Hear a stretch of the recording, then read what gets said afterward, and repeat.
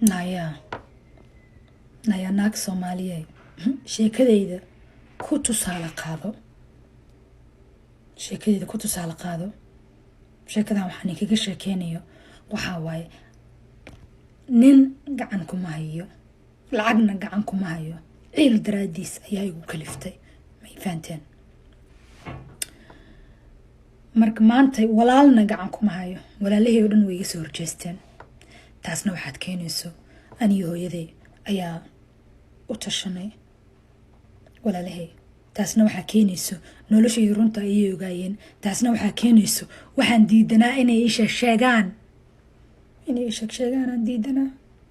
السلام عليكم ورحمة الله وبركاته داودي الملك تكتم ولالكي كما يا محمد نورة وحرم أين تفافلو عد كان هذه رسول لقيستين ارتوا ما صوماليات أو مسير هايو أما يسترس هايو أفلقا دايما هايو كنا حد قد بما هايو لكن ألكان دردارا بانوغة شايدين إياه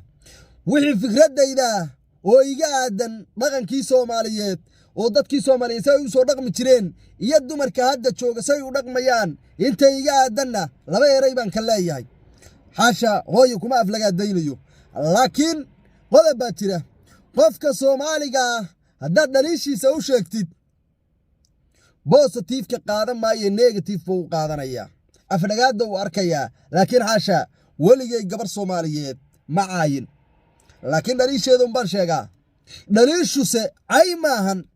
ayda anuu ma garanayo dadku inay si kale u yaqaanaan anaan si kale u aqaano ay waxaan u aqaanaa qofka nasabkiisa iyo jinsigiisa iyo dadnimadiisa oo wax xun laga sheego meel yar baan kaaga soo qabanayaa maalan oo kale gabar Soomaaliyeed inaan dhaho jirkeeda ayay ka ganacsataa anoo been sheegaya laakiin anoo run sheegaya haddii aan dhaho waa dhaliil ee maahan qodobka waa inaad ogaataan marka aad qofka qofnimadiisa aad dhaawac u geysatid ayaa aflagaadaa maamadan ku xadgudbi ma waa maamo Soomaaliyeed waa hooyada iyo kale sidaan ognahay annagu waxaynu nahay dad muslimiin nahay dhaqanna waynu leenahay dhaqan Soomaaliyeeda labadaba marka ina ka hadlan doonaya dhaqanka Soomaaliga waxa jiri jiray markii maamadu gaarto 30 sano inay ninkeeda naag kale u dhisto waa dadkii hore oo Soomaaliyeed say u dhaqmi jireen ninkeeda way soo qaba jirtay naag kale u dhisi jirtay 40 haday gaartana sharciga baa jirtaba naagtu inuu ninku naag kale guursado sababtan ku sheegaya ninka ragga waxa la yiraahdaa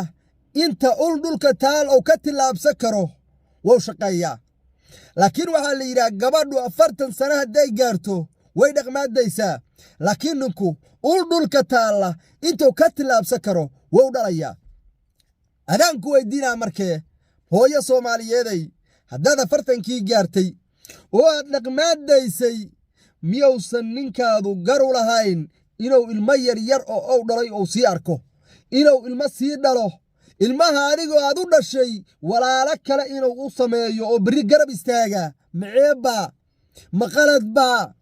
inuu adiga ku ag joogo oo ninkale hawadiisa adiga uu kugu qasaariyo adoo waxba ka soo baxayn مثلا meel yar baan kaaga soo qabanaya warshad wax soo saar leh ayaa halowday baad u fiirso warshadan burya bariis bay soo saari jirtay warshadan haday ka halowdo dagaal waa la sameeyaa hadii la sameey waayaan de warshad kale laga ag furo la burkiya bariiska loo baahan marka maamo warshadaadu haday fariisatay ninkan warshadiisuna shaqaynayso hal bacaad lagu lisaday hantidiisa ka dhigin uu ogolaaw gabar kale inuu guursado masayrka iska daa maamadan waxa ka qaylisiinaya 99% ama 100% muuqaaladeeda waan soo xaqiijiyay waan soo dhageystay way masayrsan tahay ninkeedii ayaa naag kala guursaday ay ka masayrsan tahay marka ninkaas naagta kala guursaday maahan masayrku waa jira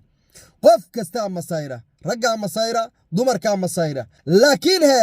masayrkaadu inuu xaduud leeyahay la rabaa marka koow ninkaad guursanaysid ayaa waxa la rabaa qalbigaada inaad gelisid bari hadaad duqowdid oo intaaba uu kula joogo oo ilaahay calaf kuugu daro inuu intaas 40 sano 30 sano kula soo noolaado ama 20 sano kula soo noolaado hadii ayba dhacdo ninkaas waa ku jecel yahay wax kale kaagama tagin dhaqmaadaysku kaaga tagay waa dhaqmaadaysay sida ku qanacsanaaw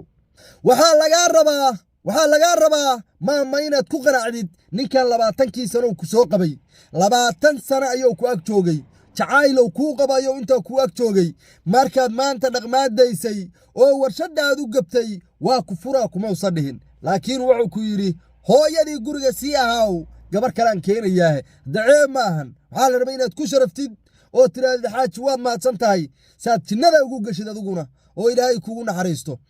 ila warshadaadu shaqayn mayse hantidiisa iyo tacabkiisa rabtaa habeen walba meel cidlaa inaad ku shubtid taasuna caqliga bini'aadanku yeeli ma anigu xitaa ma yeeleen adigu maada yeesheen adan ku weydiinay gabaray ha xanaaqin anigu gabdhaha Soomaaliyeed inaan u gafayo maahan laakiin qodobka aan ka hadlayo cadiifadahan ha u dhageysan maskaxdaada daji warinkan wuxuu sheegay runmii mise waa beende anigu bataatanba been iigu imaamaysid runta ayaan daaha ka qaadaa haddii gabadhu ay dhaqmaadayso ninka anu waxaan dhihi lahay gabar kale inuu guursado waa sax sababtoo ah asaga warshadiisu wali waa shaqayne warshadaadu laakiin waa howl gabtay marka 10 sano inuu kula sii noolaado oo hal bacaad lagu lisaya waxa ka wanaagsan inuu 5 cunug sii dhalo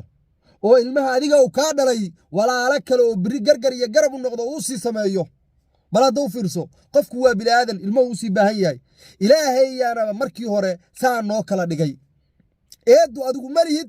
anna malihi ilaahayna abuurtana eed maleh inta aynu ilaahayna kala sara mariyay oo naw boqolka iiga dhigay adigana kontanka uu kaaga dhigay uu weeyaan walaalo marka waa inaad ku qanacdaa abuurista ilaahay sida ku abuuray anna saani abuuray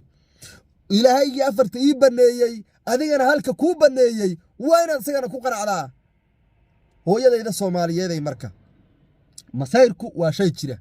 waana cudurka adduunka ugu xun daawo male bataatanba laakiin gabdhaha Soomaaliyeed waxaan ka codsanayaa war marka kow aad guursanaysaan qalbigiina ku haaya ninkaanu bari hadda dhaqmaadaysa inuu ka tagayo noloshu kugu ag dhamaysanaa qalbiga ha gelinin hadda fiiri sababtoo ah haddii shay ay qalbiga ku ay lahayd maanta kama naxdeen ragga Soomaaliyeedna dardaaran baan halkan uga soo jeedinayaa adinka laftirkiina ragow waxbaan ka qaldan dumarka marka hore intaad qalbiga u buuxisaan ayaad hal mar doonaysaan inaad ka goosataan taasuna aqli maahan 4 jeer 5 jeer kaliya oo u sheegto tiraada xaajiyo bari hadda dhaqmaadaysa naa kala guursanayaa ayaa bari ku caawin doonta sababtoo ah hadalkaas uma hilmaamayso nolosheeda inta ka dhiman hadal hilmaami doonta maahan maalin kasta way soo gacad doontaa sanad waliba oo xoogay bahalku oo calanka Turkiga oo soo dib dhacay shakido markay 40 ka gaarto way lixi doontaa wax dhigi doontaa ballantiina la taagaya way xifdi doontaa sababtoo hadal sahlan maahan waa hadal adag weeyaan marka waxaan ka codsanayaa wiilow islaantaadu markay 5 ku dhasho ama 6 ku dhasho oo xaaladdu xamxamsa ay marayso jugjug ay marayso meel macaan marayso maalin ama 2 maalin oo isku xigta eraga ku dheh waliba adigoon ka xanaajin waxaajiyadaadii si kaftana ugu dheh xaajiyo mustaqbalka markaad dhaqmaadayso naa kala guursan doonaa qosol law raaciyo yey ka xanaaqin hadalka iyadu way xafidaysaa laakiin waxa laga yaabaa inaad ilmaamtid raggana taaban ka codsanayaa annagoo og masayrku inuu xun yahay ayaa haddana waxaa loo sii helay media gabadhu markay masayrto waxyaalo badan bay samay jirtay ninka inay dishaa dhici kartay guriga inay gubtaa dhici kartay laakiin maantay bedelkeedii waxaa la helay kaamirada inay shidato wixii qalbigeeda ay ku haysa halkaa ka sheegto ummadda Soomaaliyeed waa wareerisay islaantii ninkeeda isku dhacaan halkaan bay soo fariisanaysaa tii ninkeedu furo masayrta oo xanaaqdaa halkaan bay ku carabaaba'aysaa war waxaanu Soomaaliyay dhaqan maaha waxyaalaha qoyska ama bareefadka oo aan qumanayn banaanka in loo saaro noo xifdiya ilaahay baan ku dhaariyay waliba dumarkan la hadlayaa dumarow adinka ayay ku badan tahay baraha bulshada intaad soo fariisataan inaad ninkiinii hore ama kan idin qaba intaba aad tafaafushaan waa jiraan rag ansha xun oo gabdhaha xumeeya kuwaana waxaan leeyahay adinkuna ka waantooba waa walaasha oo kale gabdhow laakiin Yurub markaad imaateen inkaar baan ku dhacday wadankii maanta gabar joogta diidi mayso ninkeedu intay duqowda naa kale inuu guursado boor bareemka waxa keenaya naa kasta oo masayraysa oo qaylinaysa qurbay joogtaa qurbahan markay timaado noloshii hore ee dhaqanka naga ahayd maysan xumayn laakiin kuwan baa doonaya in anagana duleeyaan oo dhaqanka diyaan horta masayrkan adinka ayaa iska dhaadhiciyay maahane ninkaadu inuu naag kale kula guursado horta ceebba maahan wax xun maahan diintii baa ogol labadiinaba way idin qanci karaa ninku hadduu idin guursado adna maqsuud baad ahaanaysaa iyaduna maqsuud bay ahaanaysaa waxaa laga yaabaa weliba inaad iscaawisiin labadiinnu waan hubaa gabdhuhu masayrka waxaas waa necab yihiin qaar badan oo hadda daawanaya jareeraha inay ku jajabayso laakiin waa nolosha dhabtaa weeye walaalayaal anigu waddankii intaa joogay laba xaas waa yeeshay laakiin qurbaha laba xaas ma guursan karo maba dhici kartaba laba xaas qurbaha nin ku guursado nin awoodaana maba jiro sababtoo ah gabdhihii qurbihii waxay ka heleen noloshii waddankii ka jirtay nolol ka duwan waxa fasahaadinayana waa noloshaan laablakaca nolosha dhabtaa tan maahan wallaahi dibeen bad moodaan ayagu waxay u haystaan ta firiiga ee qofku ku qanacsan yahay inay tan tahay laakiin tan nolosha dhabtaa maahan nolosha dhabtaa waddankiibay taallaa ee nin iyo naagtiisa isku kalsoon ninka la yidhaha buuq uusan ka dhex jirin ismarxabaynaya waddankii baa laga helaa qurbaha laakiin nin iyo naagtiisa stress isku ah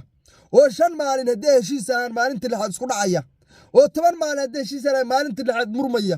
oo iyadu aaminsan tahay inay nin tahay oo asaguna aaminsan yahay inuu nin yahay hadda waa laba nin marka buuq wuxuu ka imaanaya qurbaha iyaduna nin bay isku haysataa asaguna nin buu isku haystaa laba nin marka macnaha waxaan ka wadaa taladii reerka iyadu nin bay isku haysataa asana nin buu isku haystaa laasi marka waxaa ah inay arrimihii qoyska isku qabsadaan waayda iyaduna inay maamushay doonaysaa sida gaaladu u sheegtay isaguna sida diintu u sheegtay inuu u maamulo doonaya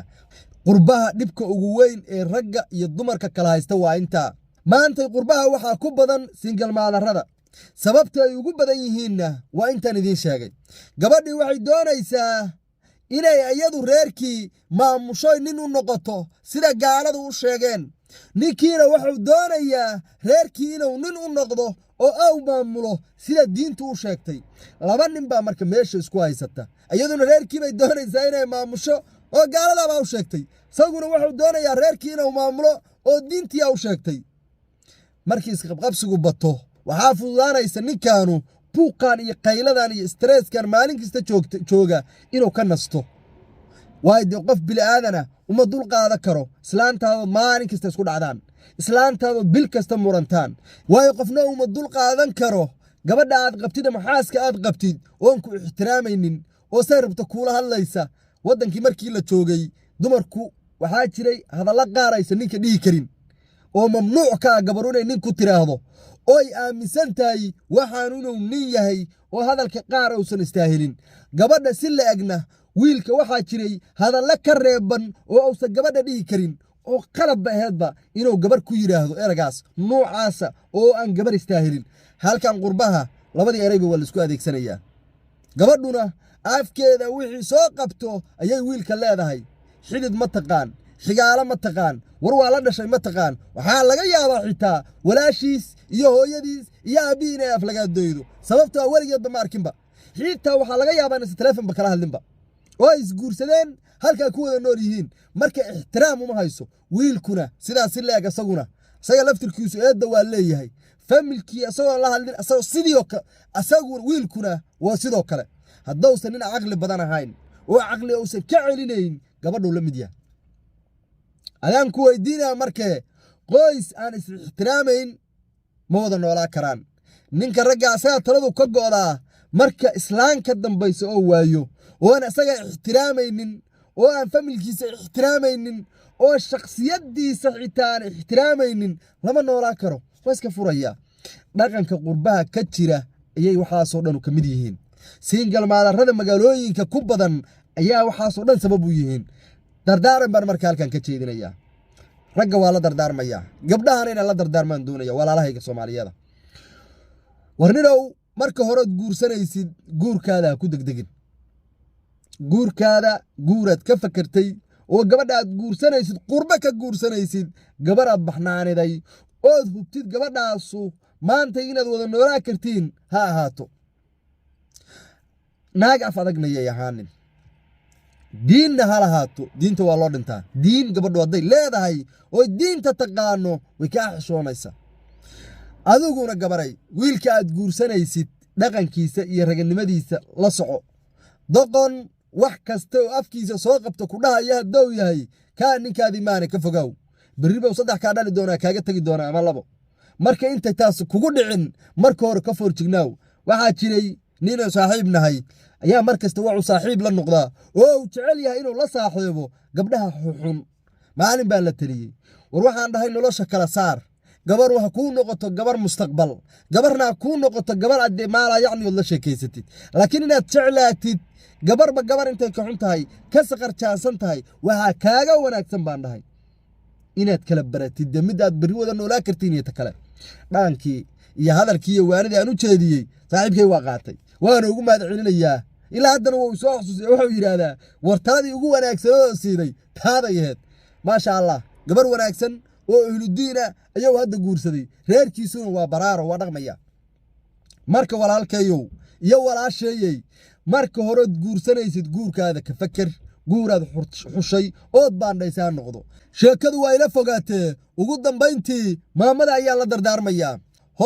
hooyo Soomaaliyeed ayaa tahay ninkaadi hadduu naa kala guursaday oo ilmahaada gargar iyo garab iyo walaalo uu samaynayo oo u baahday inuu arko cunug yarow dhalo qoslaya hooyoy ku qaado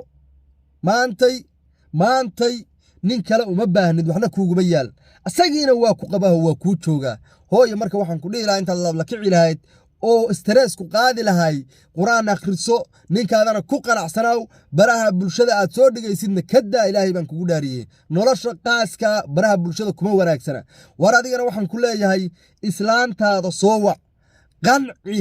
oo aqli celi ninka ragga hadduu doonayo naagtiisa inuu naag kale la guursado waa inuu horta uu daji karo hadduu kiciyo haddaadan naagtaada hadday kacdaada daji karin sheekayga haddaa kicinin de waxaad ka qabtaaba qaladabe aad iyo aad baad mahadsantihiin Soomaalinimada ha waarto halka korolingiska waxaa saaran TikTok warkalkaal waxaan mar labaad iyo mar saddexaad in